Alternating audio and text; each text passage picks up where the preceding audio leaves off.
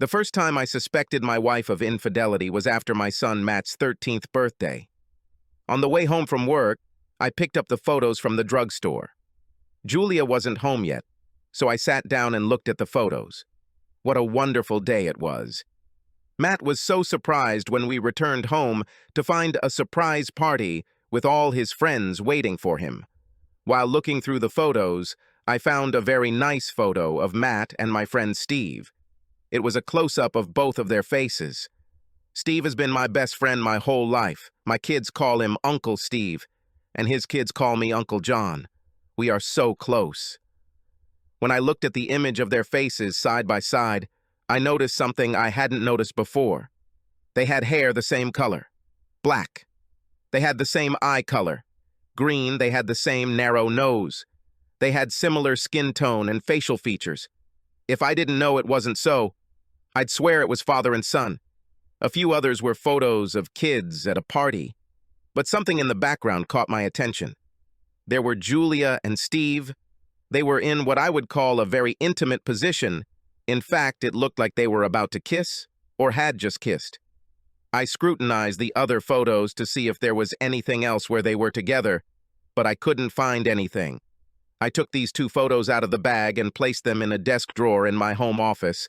The fact that my son looked like Steve and that I had a photo of Steve and Julia in an intimate-looking pose didn't prove anything, but I immediately wondered if, looking back, I could think of any other evidence that Julia could have been unfaithful to me. I didn't have much time to think because a few minutes later, Julia came through the front door, kissed me, and headed upstairs to change. This is what she did every day when she returned home from work, and before this, I had never had any reason to suspect her. With suspicion running through my mind, I walked up the stairs to see if I could catch her doing something.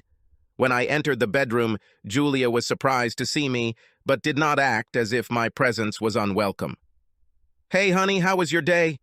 Julia asked, changing into home clothes. "Not too bad. I picked up the photos from Matt's party on the way. They turned out great." "But haven't we made too many of them? 5 rolls of film for a birthday party?" I asked. After all the trouble we went through to make him think he wouldn't have a party, only to throw him a surprise party like this, I wanted to make damn sure he had enough pictures to remember it by, said Julia. It was great to invite all his friends, family, and even Steve and Mary and their kids to the party, I said. Did she flinch when I mentioned Steve's name? There was some movement, but was it natural or a reaction to the spoken name? Yeah, it was a great party, Julia said. Apart from a possible wince, I didn't expect anything more from her. I decided that I would keep an eye on her and Steve as much as possible to see if they were up to something. I didn't use all the high-tech tracking devices, audio recordings, video cameras, and phone taps, at least not right away. But I just started tracking. If Julia said where she was going to be, I would then find reasons to call and find out if she was there or not. A few weeks later, the body of a missing little girl was found in the lake, and as luck would have it, her family took DNA tests ahead of time so that she could be identified if something happened. Julia gave me a great opportunity to find out what was bothering me. John, I think we should do these DNA cards for the kids too. If something ever happens, and a body or body part is found, I'd like to know if it's our child or not, right? Julia asked. You're absolutely right. This girl had missing teeth, and her body was pretty badly damaged, so normal methods didn't work. I think having the child's DNA on file is a wise decision, I said. I would take all 4 of our children, Matt, Ashley, Hannah, and Sarah, to get tested and put them on file with the county. Once at the family doctor's office, I decided to make a request. So, John, what happened? Asked Dr. Smith. I would like to receive copies of the tests. It's not that I don't trust the county to store the information in case something happens and I need it. It's just that I feel better if I have copies of them in my safe at home, I said. Of course, John. No problem. Many parents make the same request, Dr. Smith replied. 2 weeks later, I was out of town for a week on business. There, I went into the doctor's office with DNA tests to check myself.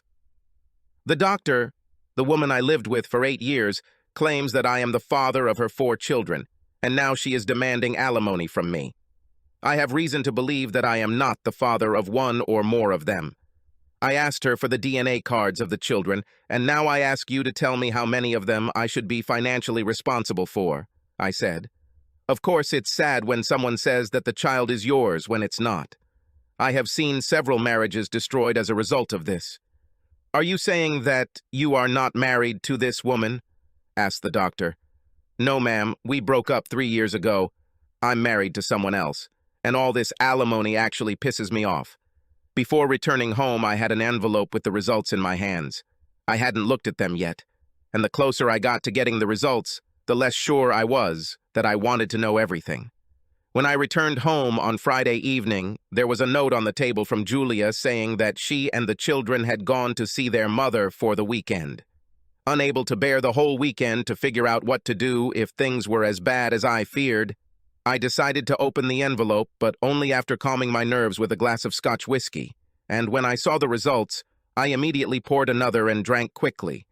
None of my 4 children were actually mine, but it was very clear that they had the same father. Having had a good drink, I was left in a precipitate. Around 4 in the morning, I woke up and started thinking about what to do. I suspected that Steve was the father of my children, but I needed certainty. It was at this moment that I decided to get into high technology. There is a store near my house that specializes in surveillance equipment, so on Saturday morning I went there and bought the whole set. I installed tiny motion-activated cameras covering every room in the house, sound recording devices, and I also had tracking devices to put in Julia's car and Steve's SUV, so I always knew where they both were. I set it all up so that the information was dumped onto a computer in the basement, which I could access from my laptop from anywhere. I installed a tracking device on Steve's SUV on Saturday afternoon when he came by and took me with him since I called and said Julia would be out of town all weekend. At least I was sure that he wouldn't be with her on the weekend. I spent most of Sunday morning going through Julia's things for anything that might give her away. As far as I know, she didn't keep a diary or notes, and her computer appeared clean. In the back of her closet was some sexy lingerie that I hadn't seen before, which was another piece of circumstantial evidence. When Julia returned home with the kids on Sunday evening, I greeted them all with big hugs. That night in bed, Julia simply blew my mind. "John, don't worry too much, but I think I'm pregnant," she said. "Pregnant?" I asked again. "Yes, it seems so to me. I plan to go to the doctor tomorrow to see what he says, but I have this feeling," Julia confirmed. At this point, I decided that I would also go to the doctor to get a fertility test. Julia and I had been trying to have a baby for a long time before she got pregnant with Matt. I took days off from work so I could care for her as often as possible. This was the case with all the children. I know getting pregnant isn't that easy. We went through all of that with our first 4 kids, and now she's pregnant without even trying. This seemed suspicious to me. On Monday, I went to a neighboring town and went to a clinic where no one knew me. I took the test and waited. The results were above average. It was just one more fact to add to the pile. Everything was fine with my tests, which meant that I had the opportunity to have children. My wife and I tried to get pregnant many times, and yet it was Steve who impregnated her. I hurried back to work and accessed the information that had been collected up to this point. Tracking devices showed that Steve left for work and then drove to a hotel on the east side of the city. Julia's car spent part of the time at the doctor's office and then went to the same hotel. I'd seen enough, so I went back to work. That night, Julia was so happy that she was pregnant, that we were blessed with another child. I tried my best not to spill all the information I had and incriminate her. Over the next few weeks, I gathered even more information and decided that they had developed a pretty good routine. On Monday, Wednesday, and Friday, they met for a long lunch at the hotel. They always had the same room booked. I took pictures of them going in and out of it, and there was no need to see what was going on inside. This was because on Tuesday and Thursday, they would meet at our house and have sex in our guest bedroom. The more I saw, the harder it was for me to resist slamming the door. Finally, after observing them for 2 months, I recorded a phone conversation that drove me crazy. "Hey, are you comfortable talking?" Steve asked. "Yes, John is playing golf, and the kids are with their friends," Julia replied. I've been worried about John lately. He's acting strange. Do you think he couldn't have found out everything? Steve asked. He didn't understand anything in 16 years. Why would he understand it now? Julia asked. As for Matt, he's becoming more and more like me every day, Steve said. So what? John thinks that I am the ideal wife. He will never suspect that I am cheating on him. And he will never believe that for 15 years I have been taking measures to ensure that I have children only with you and not with him, said Julia.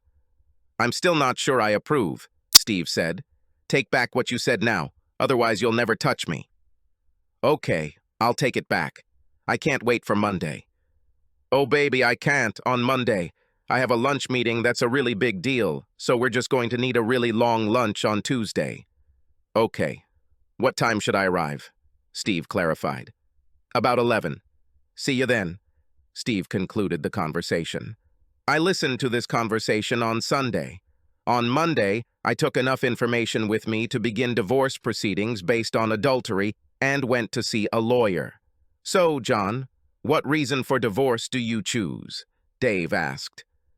Marital infidelity. You are sure? It's actually hard to prove in our state, Dave said. Well, maybe you can tell me if this is enough to prove it. Photos of my wife and her lover having sex.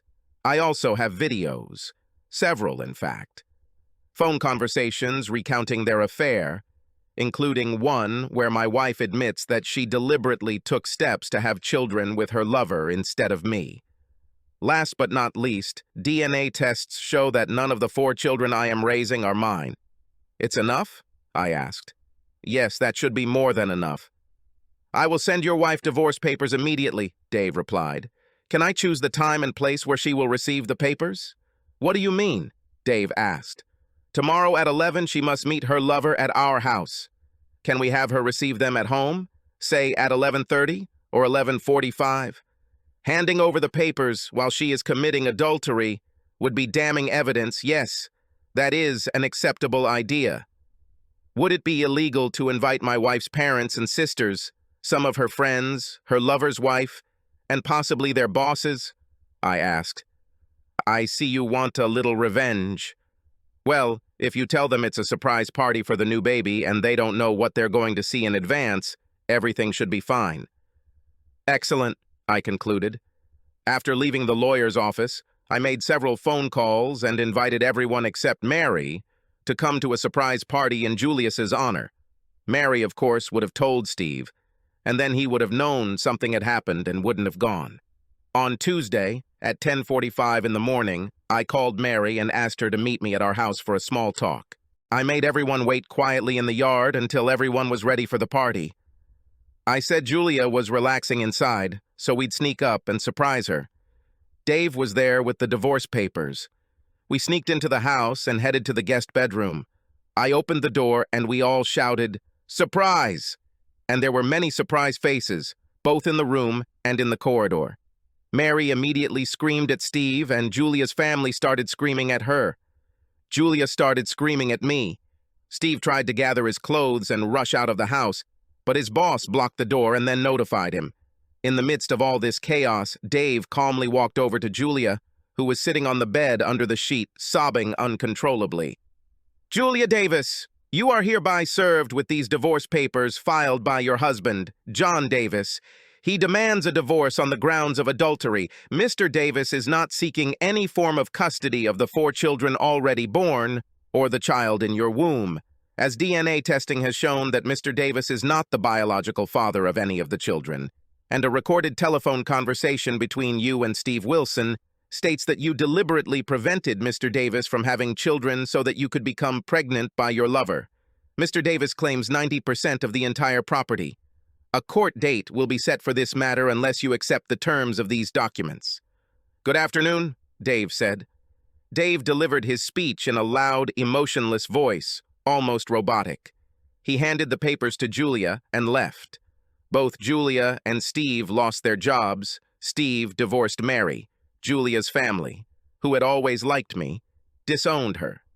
I didn't get 90% in the divorce. I had to settle for 75%, but in a separate claim, I received compensation from Steve for preventing me from having children.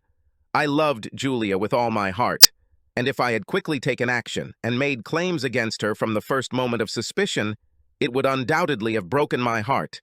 Now, knowing the depth of her infidelity and betrayal, it was easier for me to erase her from my life.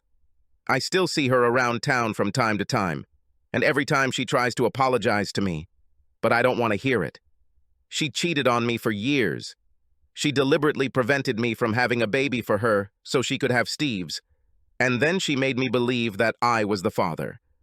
If it weren't for the fact that I loved her so deeply, I would want to see her dead. But no matter how much she hurt me, I will always have memories of the good times. The kids were confused to learn that Uncle Steve was actually their father, and their cousins were their half-siblings. They all spent a lot of time in counseling because of this, and I'm very sorry that this happened to them. But it was just another measure of Julia's revenge. She wanted Steve's kids instead of me, so now she has to live with them hating her for what she did. They still call me Dad when they meet.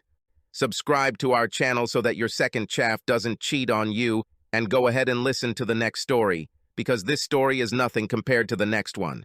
If you're under 18, don't even think about listening to the next one.